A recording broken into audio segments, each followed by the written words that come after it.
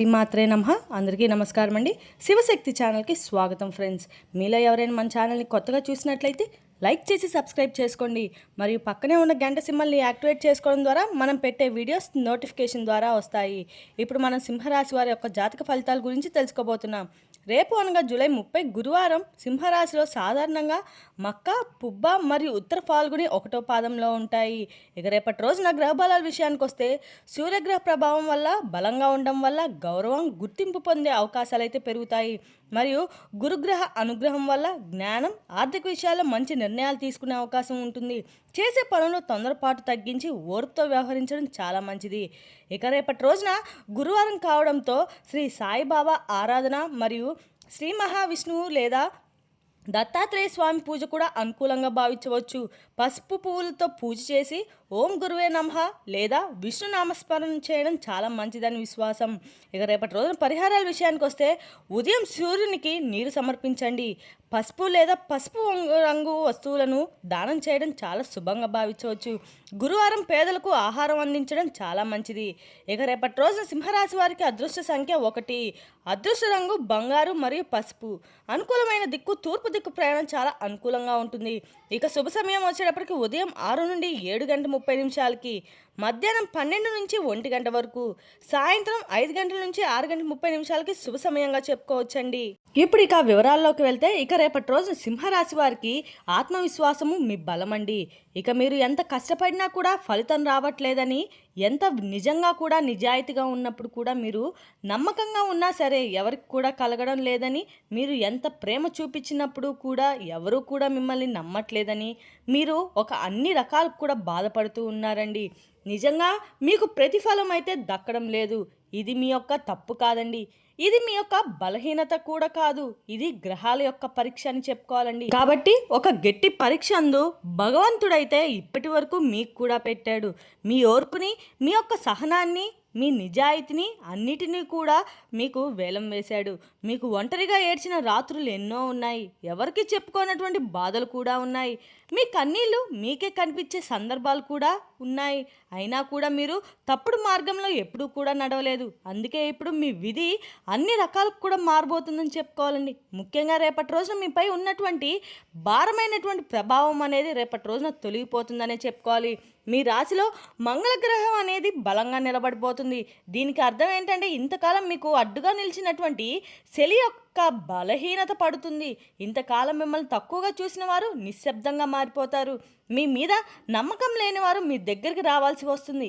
విధి తిరగడం అంటే ఒక్కసారిగా లక్కీగా మారటం కాదండి. మీరు భరించిన ప్రతి బాధ కూడా సమాధానం దొరకడం, మీరు ఓడిపోయినట్లు అనుకున్నటువంటి ప్రతి ఒక్క క్షణం కూడా మీకు నిజాయితీ మీరు తయారవుతున్నటువంటి క్షణం అని మీరు తెలుసుకోలేకపోయారు. అయితే మీరు ఒక తుఫాన్ లాంటి వార్త అనేది రేపటి రోజున మీరు వినబోతున్నారని చెప్పుకోవాలండి. ఎందుకంటే మీరు షాక్ అవుతారంటే అసలు ఆ తుఫాన్ అంటే మీకు నాశనం కాదండి, శుభ్రత అని నిలిచిపోయినటువంటి గాలిని తొలగి వేసేటువంటి శక్తి. కాబట్టి రేపటి రోజున మీరు యొక్క జీవితంలో అయితే ఎటువంటి తుఫాన్ రాబోతుందనేది మనం ఇప్పుడు మీ జీవితంలోకి రాబోతుందని తెలుసుకుందాం. ముఖ్యంగా చెప్పాలంటే కూడా మీ ఊహకందని స్థాయిలో ఆ వార్త అయితే ఉంటుందండి. మీరు ఊహించినటువంటి మార్గం అయితే కాదు, మీకు రాసిపెట్టినటువంటి రూపం కూడా కాదు. అది మీ యొక్క జీవితానికి చాలా అవసరమైందని చెప్పుకోవాలి. మరి ఆ వార్త ఈ క్షణంలో మీ చేతులు అలాగే మీ కాళ్ళు వణికిపోతాయి. మీ గొంతు ఆగిపోతుంది. మీ మనసులో ఒక్కసారిగా గతం మొత్తం తిరిగిపోతుంది. ఇది మంచి వార్త లేదని భయపడడానికి సందేహం కూడా మీకు కలుగుతుంది కదా. కాస్త కొన్ని గంటల తర్వాత లేదా రేపటి రోజు మీకు పూర్తిగా అర్థమవుతుంది. ఇది జరగకపోతే నేను ఇంట్లో ఉండేవాడినా అని చెప్పేసి ఒక వార్త వల్ల మీకైతే ఒక వ్యక్తి ద్వారా మీకు చెప్పినటువంటి ఒక వార్త ద్వారా మీకు పూర్తిగా తెలిసిపోతుందనే చెప్పుకోవాలండి. అది మెసేజ్ రూపంలో కావచ్చు, ఫోన్ రూపంలో కావచ్చు, లేదా కొంతమంది పాతగా మానేసినటువంటి తలుపు అనేది మళ్ళీ తెరుచుకోవడం కూడా కావచ్చండి. కొంతమంది ఇప్పటి వరకు ఎదురు చూడడానికి ఒక అవకాశం రేపటి రోజైతే కనిపిస్తుంది. ఈ వార్త మీ జీవితానికి 2 భాగాలుగా చేస్తుంది. ముందు జీవితము అన్ని రకాలకు కూడా, తర్వాత జీవితం తుఫాన్ లాంటి ప్రభావం అయితే ఇది భయం కాదండి, ఒక గొప్ప సంకేతం అని చెప్పుకోవాలి. ఇటీవల మీకు ఇంట్లో ఒక విచిత్రమైనటువంటి మార్పు కూడా మొదలై ఉండొచ్చు. అంటే మీరు ఒంటరిగా ఉన్న ఎవరో ఉన్నట్లుగా మీకు కనిపించడమో, లేదా నిద్రలో అర్థం లేనటువంటి కలలు రావడమో, లేదా స్పష్టంగా గుర్తుండిపోయే కలలో ఇంట్లో ఒక మూల నుండి ఇంకో మూలకు నడిచినట్లుగా ఏదో ఒక తెలియని భావన, ఇవన్నీ కూడా మీ ఊహలు కావండి. ఇది నెగిటివ్ శక్తి కూడా కాదు, ఇది మీ పైకి అనేసినటువంటి దైవశక్తి. మీరు అనుకొని ఉంటారు, నా ఇంట్లో ఇలా ఎందుకుంది? మీ ఇంట్లో ఒక మార్పు జరుగుతుంది. శుభం జరగబోయే రోజు ముందు కూడా కొన్ని శక్తుల కదలికలు వస్తాయండి. ఇంతకాలం మీ బాధను అంటే మీకు కొన్ని రకాలమైన తీనటువంటి ఆ యొక్క నిరాశన అయితే గమనించినట్లయితే భగవంతుని యొక్క అనుగ్రహం అనేది ఇప్పుడు మీకు సహాయం చేయకుండా దగ్గరగా కాబోతుంది. మీ శక్తి మీ ఇంట్లో నెగిటివిటీని పూర్తిగా తొలగించబోతుంది. మీ మీద ఉన్న చెడు దృష్టి తడు చేయబోతుందన్నమాట. రేపటి రోజున కొన్ని పాత వస్తువులను కూడా పగిలిపోతూ ఉండవచ్చు. గమనిస్తే కొన్ని పాత సంబంధాలు కూడా తెగిపోతూ ఉండవచ్చండి. కొన్ని పాత అలవాట్లు మీరు విడిచిపెట్టి ఉండవచ్చు. ఆ సంబంధం రేపటి రోజునైతే మీకు అన్ని రకాలకు కూడా మళ్ళీ తిరిగి రాబోతుందన్నమాట. ఏదైతే మీకు భారం అనిపించిన బంధంలో ఉంటే ఆ భారాన్ని తెంచేసి భగవంతుడు మీకు కొత్త జీవితాన్ని అయితే ఇవ్వబోతున్నాడని అర్థం చేసుకోండి. మీకు అందంగా కూడా మీ జీవితం అయితే పూర్తిగా మారబోతుందనే అన్నమాట. రేపటి రోజునైతే మీకు ఇదైతే నష్టం కాదండి, ఇది కూడా ఒక మంచిదేనండి. ఇంకా భగవంతుడు మీకు ఇస్తున్నటువంటి స్పష్టమైన ఎదురు కాబట్టి నిశ్శబ్దంగా గమనించండి. మీ జీవితంలో ఏది బయటకు పోతుంది, ఎందుకంటే పోయేది అడ్డంకి అనుకోండి. ఇది ముఖ్యంగా చెప్పాలంటే మీ జీవితంలో యాదృచ్ఛికంగా వదలడం లేదు, గత కొన్ని రోజులుగా జరుగుతూనే వస్తుందండి. ఒక విషయాన్ని మీరు తెలుసుకోలేకపోయారు. అయితే ఒక వ్యక్తి మీ గతానికి అయిన వారు కావచ్చు, లేదా మీ యొక్క భవిష్యత్తుకు సంబంధించిన వారి ద్వారా అయినా కావచ్చు. ఆ వ్యక్తిని మీరు నమ్మరండి, అలాగే పట్టించుకోరు కూడా. కానీ వారి మాట మీ గుండెలో ఒక గాయంలాగా తగులుతుంది, లేదంటే వారి మాట మీకు గొప్ప సలహా కూడా అనిపిస్తుందన్నమాట. ఎందుకంటే వారు చెప్పేది నిజం. ఆ వ్యక్తి మీకు సలహా ఇవ్వరు, మీ తప్పు మీకు చూపిస్తారు, కేవలం ఒక విషయం చెప్తారు. మీరు ఇప్పటి వరకు చూసినటువంటి దారి తప్పిన కొంతమందికి ఆ వ్యక్తి వల్ల ఒక నిజం బయటకు వచ్చినప్పుడు కొంతమంది ఆ వ్యక్తి అబద్ధం కూలిపోవచ్చు. మరి ఆ వ్యక్తి మీ జీవితంలో శాశ్వతంగా ఉండకపోవచ్చు, కానీ అతను వచ్చినటువంటి పని మీ జీవితాన్ని అయితే మలుపు తిప్పడం, ఆ తర్వాత వారి వల్ల మీ జీవితం మారిపోతుంది. మీ ఇంట్లో అడుగు పెట్టబోయేటువంటి ఆ వ్యక్తి ఎందుకు రాబోతున్నారు, అసలు ఆ వ్యక్తి మీకు ఊహించిన సమయంలో రేపటి రోజున మీ ఇంట్లో ఎందుకు పడుతున్నారు అనేది రాక ప్లాన్ చేసిందైతే కాదండి, అనుకోకుండా వచ్చినట్లుగా ఉంటుందన్నమాట. అయితే అతనికి రావడానికి ఖచ్చితమైన కారణం ఉందండి.